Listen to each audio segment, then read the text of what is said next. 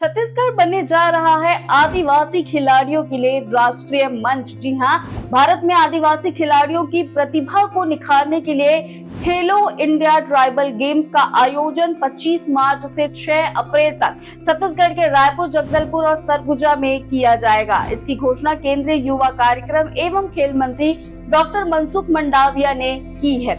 इस आयोजन में देश भर के आदिवासी क्षेत्रों के खिलाड़ी हिस्सा लेंगे। कंपटीशन में एथलेटिक्स, फुटबॉल, हॉकी, वेटलिफ्टिंग, तीरंदाजी, तैराकी और कुश्ती जैसे 7 खेलों के मुकाबले होंगे। साथ ही मलखंभ और कबड्डी को डेमो गेम्स के रूप में शामिल किया गया है। डॉक्टर मंडाविया ने कहा, यह आयोजन युवाओं को खेलों में आगे बढ़ने का अवसर देगा और प्रधानमंत्री मोदी के विकसित भारत के विजन से जुड़ा है। तो आदिवासी खिलाड़ियों के लिए ये एक बहुत अच्छा मौका है। ऐसे ही अपडेट के लिए फैम छत्तीसगढ़ को सब्सक्राइब करना ना भूलें।